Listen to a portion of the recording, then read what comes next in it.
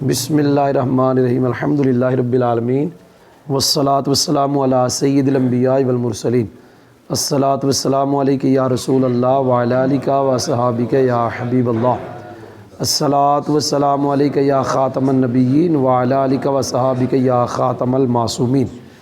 آج ہم اللہ تعالیٰ کے فضل و کرم سے نماز کے اندر رکوع میں یہ جو تسبیح پڑھی جاتی ہے سبحان ربی العظیم، اس کا ترجمہ، اس کی ترکیب پڑھیں گے، لیکن میں اس کو یوں بیان کرنے لگا ہوں کہ آج ہم اس کے 3 ترجمے پڑھیں گے۔ ایک ترجمہ پڑھیں گے عوامی سادہ بندوں کا ترجمہ کہ سادہ بندی اس کا ترجمہ کیا کرتے ہیں، اور 2 ترجمے پڑھیں گے مولویوں والے، علماء کے۔ جی سمجھ آ گئی؟ ترکیب بعد میں ہم کریں گے تاکہ کوئی ہماری ویڈیو سادہ بندہ بھی سنے تو اسے پتہ چلے بھی یہ کیا ہو رہا ہے۔ ایسا نہ ہو کہ ہم ترکیب کریں اور وہ کہے یہ کیا ہو رہا ہے۔ اس لیے ہم پہلے ترجمہ پڑھیں گے سادہ بندوں کے لحاظ سے، سبحان ربی العظیم۔ اس میں یا کا ترجمہ پہلے کرنا ہے، اس کا ترجمہ اس کے بعد کرنا ہے، پھر لفظ رب کا اور پھر اس کا۔ چلے میں پہلے لکیر لمبی کر دوں، اس کا پہلے نمبر پہ کروں، اس کا پہلے نمبر پہ کروں گا، یا کا پہلے نمبر پہ، اس کا دوسرے نمبر پہ۔ چلے 1 2 3 اور پھر اس کا کروں گا سادہ بندوں کے لحاظ سے ترجمہ۔ جی کرنے لگا ہوں۔ میرا عظمت والا رب پاک ہے۔ یہ ترجمہ میں نے سادہ بندوں کے لحاظ سے کیا ہے جو آسانی سے ہر بندے کو سمجھ آ جائے گا۔ یہ میں نے لکھا ہوا ہے 1 یا کے نیچے، 2 عظیم کے نیچے، 3 لفظ رب کے نیچے، 4 لفظ سبحان کے نیچے۔ ترجمہ پھر سماعت فرمائیں، میرا عظمت والا رب پاک ہے۔ یہ ترجمہ ہے عوام کے لحاظ سے۔ جی اب میں ترجمہ کرنے لگا ہوں علماء کے لحاظ سے، طلباء کے لحاظ سے، اور وہ 2 ترجمے کروں گا۔ جی ہاں، ایک ترجمہ میں ہم لفظ سبحان کو مفعول مطلق بنائیں گے، اور ایک ترجمہ میں لفظ سبحان کو ہم مفعول بہ بنائیں گے۔ جی جب ہم اس کو مفعول مطلق بنائیں گے، وہ ترجمہ اس کو مفعول مطلق بنانا ہے سبحتو کا۔ ترجمہ ہوگا میں نے پاکی بیان کی اپنے عظمت والے رب کی پاکی۔ سبحتو میں نے پاکی بیان کی اپنے عظمت والے رب کی پاکی۔ جی کوئی سمجھ بھی آئی؟ یہ ہے مفعول مطلق کے لحاظ سے ترجمہ۔ ایک ہے جی مفعول بہ کے لحاظ سے ترجمہ۔ یہ مفعول بہ بنے گا تاکید فعل کا، تاکید۔ میں اعتقاد رکھتا ہوں اپنے عظمت والے رب کی پاکی کا۔ میں دوبارہ ترجمہ کر رہا ہوں، میں اعتقاد رکھتا ہوں اپنے عظمت والے رب کے پاک ہونے کا، کہ میرا عظمت والا رب پاک ہے ہر اس چیز سے جو اللہ تعالیٰ کے لائق نہیں ہے۔ جی ترجمے یاد ہو گئے؟ 3 ترجمے میں نے کیے، سادہ بندوں کے لحاظ سے اور طلباء کے لحاظ سے۔ پھر دوبارہ کر رہا ہوں، سادہ بندوں کے لحاظ سے ترجمہ میرا عظمت والا رب پاک ہے۔ طلباء کے لحاظ سے میں نے پاکی بیان کی اپنے عظمت والے رب کی پاکی۔ میں اعتقاد رکھتا ہوں اپنے عظمت والے رب کے پاک ہونے کا۔ جی یہ ترجمے ہوئے ہیں، ابھی ترکیب رہتی ہے۔ سادہ بندوں کے لحاظ سے جو ترجمہ ہے اس کی ترکیب شرکیب کوئی نہیں۔ جی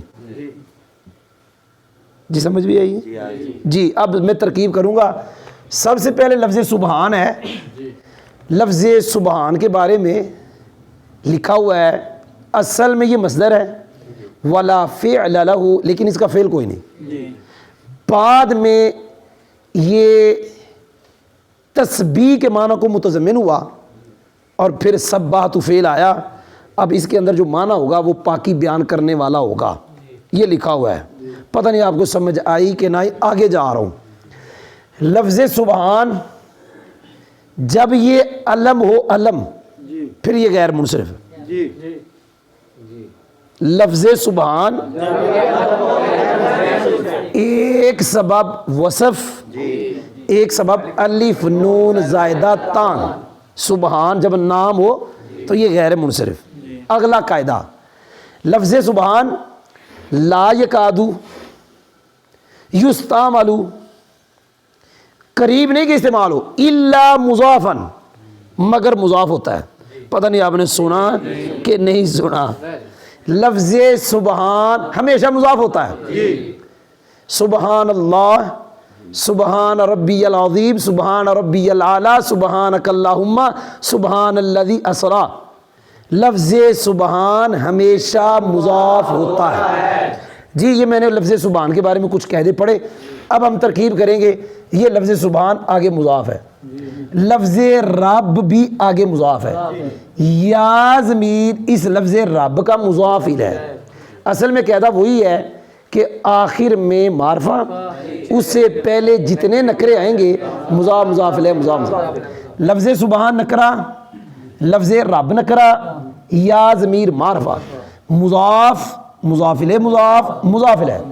جی اگلا قاعدہ نعمائہ الشاملہ. نعمائہ الشاملہ، یہاں ہم قاعدہ بتاتے ہیں اسم کے ساتھ ضمیر آئے، آگے معرفہ آئے، وہ اسم اور ضمیر مضاف مضاف الیہ مل کے موصوف، معرفہ صفت. یہ قاعدہ اکثریہ ہے، کلیہ نہیں. یہ قاعدہ یہاں فٹ ہونے لگا ہے. یہ لفظ رب اسم ہے، اس کے ساتھ ضمیر ہے اور بعد میں معرفہ ہے، لہذا یہ مضاف مضاف الیہ مل کر موصوف ہے. العظیم اس کی صفت ہے، موصوف صفت مل کر لفظ سبحان کا مضاف الیہ، مضاف مضاف الیہ مل کر یا تو مفعول مطلق ہے یا یہ مفعول بہ ہے. آپ نے سنا نہیں. اگر مفعول مطلق ہے فعل اپنے فاعل مفعول مطلق سے مل کر جملہ فعلیہ خبریہ لفظاً معنی انشائیہ. پتہ نہیں میں نے کیا کہا. اگر اس کا ہے تو لفظاً یہ پھر بھی خبریہ، معنی پھر بھی انشائیہ.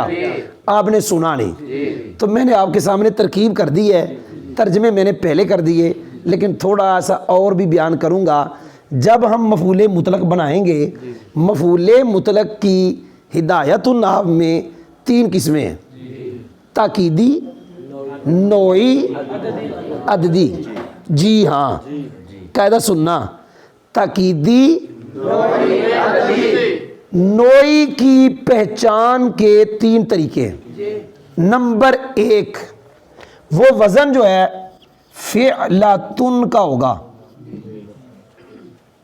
ایک پہچان. نمبر 2 مفعول مطلق موصوف ہوگا، اس کی آگے صفت آئے گی. کوئی نہیں سمجھ لگی؟ مفعول مطلق موصوف ہوگا، آگے کیا آئے گی؟ صفت آئے گی. دلالتن مقترنتن، یہ مفعول مطلق نوعی ہے. مجھے دیکھ مجھے. نمبر 3 مفعول مطلق مضاف ہوگا. کیا ہوگا؟ یہ 3 طریقے ہیں مفعول مطلق نوعی کی پہچان کے. یہ نوعی اس کی پہچان کے کتنے طریقے؟ نمبر 1 وزن فعلاتن، نمبر 2 مفعول مطلق موصوف ہوگا، نمبر 3 نمبر مفعول مطلق. لیکن ان میں سے 2 جمع بھی ہو سکتے ہیں. کیا ہے؟ ان میں سے 2 جمع بھی ہو سکتے ہیں. جیسے ہدایت النحو میں ہے جلستو جلسات القاری، یہ وزن بھی فعلاتن کا ہے اور مضاف بھی ہو رہا ہے.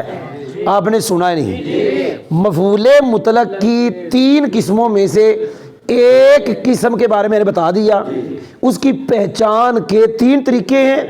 نمبر 1 وزن یہ، نمبر 2 موصوف، نمبر 3 مضاف. لیکن میں نے کہا کہ 2 جمع بھی ہو سکتے ہیں. جی کوئی سمجھ بھی آئی؟ دلالتاً مقترنتاً میں ایک ہی ہے. کیا؟ موصوف. جی کوئی سمجھ نہیں آئی؟ لیکن جو جمع ہونا ہے یا تو یہ جمع ہو گئے، پتہ نہیں میں نے کیا کہا،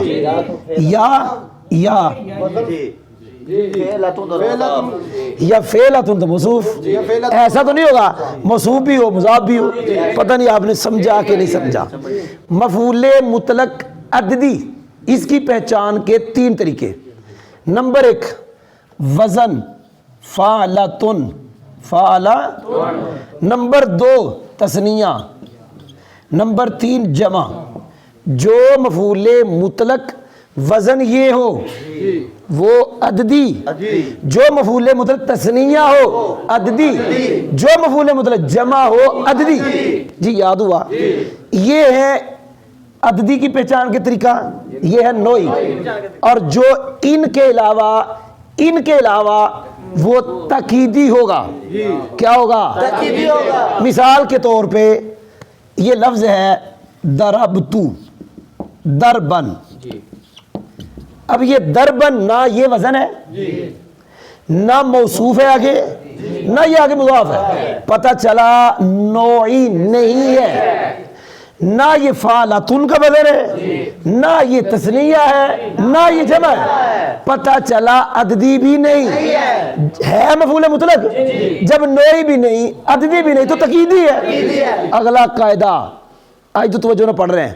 اگلا قاعدہ، جو مفعول مطلق نوعی ہوگا، جو مفعول مطلق عددی ہوگا وہ تاکیدی ضرور ہوگا.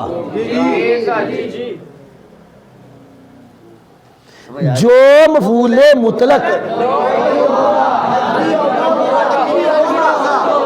تاکیدی کا مطلب ہے اس نے ما قبل کے اندر جو حدث والا مان ہے اس کو اس نے پکا کرنا ہے.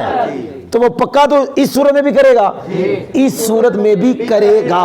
تو اللہ تعالیٰ کے فضل و کرم سے پڑھایا تو میں نے آپ کو سبحان ربی العظیم کا ترجمہ اور ترکیب، لیکن اس کے ضمن میں نے آپ کو مفعول مطلق کی 3 قسمیں بھی پڑھا دی.